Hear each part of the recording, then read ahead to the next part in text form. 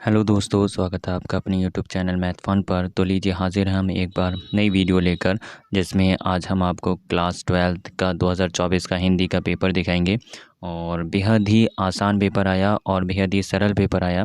और जैसा कि आप यहाँ पे देख रहे हैं, आपको सामने स्क्रीन पर 2024 का सामान्य हिंदी का पेपर दे रखा है और इसके कुछ निर्देश दे रखे हैं। आप उन निर्देशों को पढ़ लीजिए। फिर उसके बाद में खंड का दे रखा है और खंड का जो है वो बहुविकल्पीय प्रश्न है। आपको बताना है कि इसमें से कौन सा सही है, कौन सा सही नहीं है। तो मैंने पहले से टिक लगा दिए हैं और आप देख लीजिएगा कौन सा सही है, कौन सा सही नहीं है। जैसे यहाँ पे पहला क्वेश्चन कह रहा है आचरण की सभ्यता के लेखक हैं, तो हमारे फोर्थ वाला टिक लगा हुआ है, अध्यापक पूर्ण सिंह हैं। फिर उसके बाद चिंतामणि निबंध संग्रह के लेखक कौन है, रामचंद्र शुक्ल हैं। फिर उसके बाद में उसने कहा था कहानी के लेखक कौन है, चंद्रधर शर्मा गुलेरी हैं। फिर हमारे पास में कहा जाता है राष्ट्र का स्वरूप निबंध वासुदेव शरण अग्रवाल के किस निबंध संग्रह से लिया गया है। तो ये इनका निबंध संग्रह जो है वो पृथ्वीपुर निबंध संग्रह है। फिर उसके बाद में बहादुर कहानी के लेखक कौन है, अमरकांत हैं। फिर आइए नेक्स्ट चलते हैं। हमारे पास में दूसरा क्वेश्चन दे रखा है और दूसरे क्वेश्चन में का दे रखा है, उर्मिला का विरह वर्णन साकेत महाकाव्य के किस सर्ग में है। तो आपको इसके ऑप्शंस देख रहे हैं और मैंने टिक भी लगा दिया है, ठीक है। कुकुरमुत्ता के रचयिता कौन है, ये भी आप देख सकते हैं, ठीक है। फिर पलाशवन काव्य संग्रह के प्रणेता हैं, ठीक, नरेंद्र शर्मा हैं। फिर उसके बाद में घाय हमारे पास है निम्नलिखित में से कौन सा कवि छायावाद का नहीं है। तो यहाँ पे भी टिक लगा हुआ है। फिर निशा निमंत्रण के रचनाकार कौन से हैं, तो ये भी दे रखा है, हरिवंश राय बच्चन है।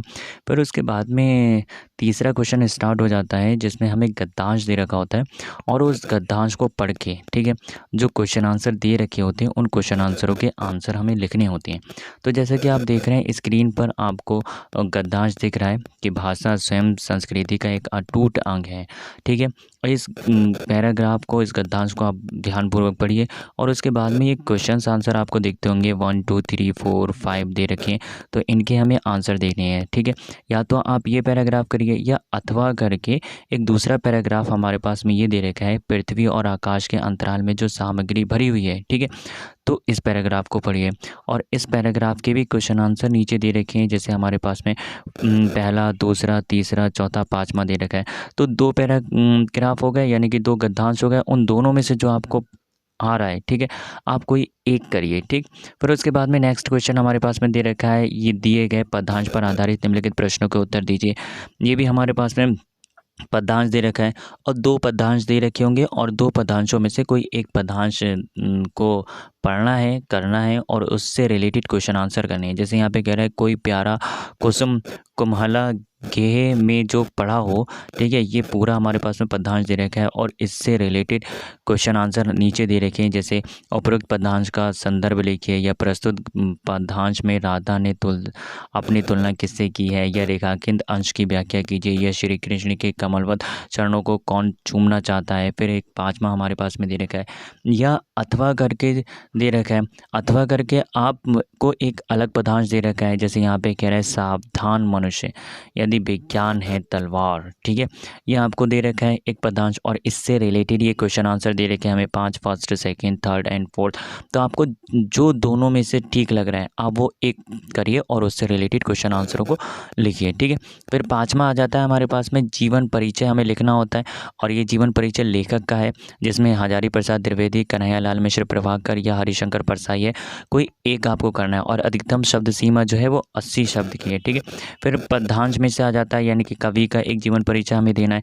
अयोध्या सिंह उपाध्याय, हरिओश मैथिली, शरण गुप्त या रामधारी सिंह दिनकर।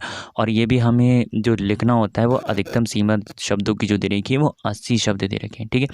फिर हमारे पास में क्वेश्चन नंबर 6 आ जाता है, जिसमें लाठी अथवा ध्रुव यात्रा कहानी के उद्देश्य पर प्रकाश डालिए। या फिर आप ये करिए, या पंचलाइट कहानी का सारांश अपने शब्दों में लिखिए। तो दोनों में से कोई एक प्रश्न करना है और दोनों ही प्रश्न की अधिकतम सीमा जो होनी चाहिए वो 80 शब्द की होनी चाहिए, ठीक है। फिर आ जाते हैं हमारे पास में खंड काव्य के आधार पर किन्हीं एक खंड के प्रश्न का उत्तर देना है। तो आप जानते हैं, ये तो आप अच्छी तरीके से पता है कि जिस ज़िले के आप हैं, ठीक है, उस ज़िले का अपना एक अलग खंड काव्य होता है, ठीक। जैसे आप कानपुर के हैं, इलाहाबाद के हैं, बरेली के हैं, मेरठ के हैं, तो जिस ज़िले के होंगे उस ज़िले के अपने खंड काव्य होंगे। तो आपको उसी खंड काव्य से रिलेटेड कोई एक क्वेश्चन करना है। यहाँ पे 2 दे रखे हैं, जैसे आप त्यागपति में देख लीजिए 2 दे रखे हैं, दोनों में से कोई एक करना है, ठीक है। फिर आप सत्य की जीत देख लीजिए, फिर मुक्ति यज्ञ देख लीजिए, तो इन दोनों में से कोई एक करना है अपने ज़िले के हिसाब से, ठीक है।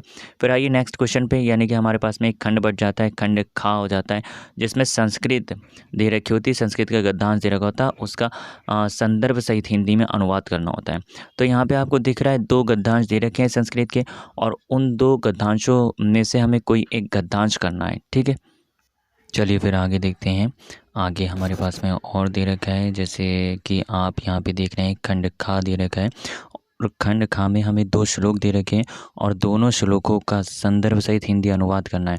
तो आप या तो आपको जयंती ते महाभागा या फिर नामे रोचते, इन दोनों में से कोई एक श्लोक का संदर्भ सहित हिंदी अनुवाद करना है।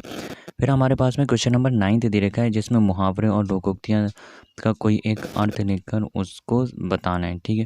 जैसे आपको यहाँ पे दिख रहा होगा, यहाँ पे पहला, दूसरा, तीसरा, चौथा, 4 हमें दे रखे हैं, और चारों में से जो आपको ठीक लगे उसमें से आपको किसी एक का अर्थ लिख के समझाना है, ठीक है।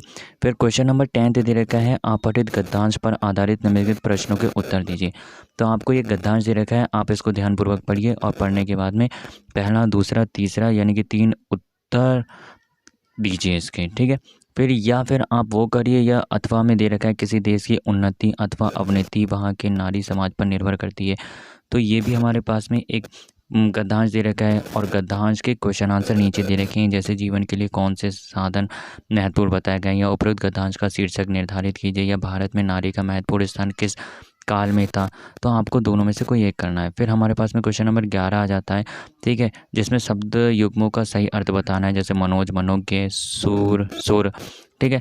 तो इनमें से जो सही है वो आपको लिखना है, ठीक है। फिर हमारे पास में खा दे रखा है, निम्नलिखित शब्दों में से किसी एक शब्द के 2 सही अर्थ लिखिए। तो आपको कोई चारों में से कोई एक शब्द के 2 सही अर्थ लिखने हैं।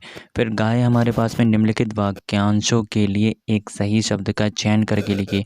तो पहला, किए हुए उपकार को मानने वाला इन चारों में से कौन सा है, ठीक है, वो आपको ठीक करके लिखना है। फिर जो किए गए उपकार को ना मानता हो वो क्या कहलाता है। तो 4 ऑप्शन दे रखे हैं, इन 4 ऑप्शन में से कोई एक सही है, वो आपको यहाँ पे लिखना है। घा दे रखा है, निम्नलिखित में से 2 काव्य को शुद्ध करके लिखिए।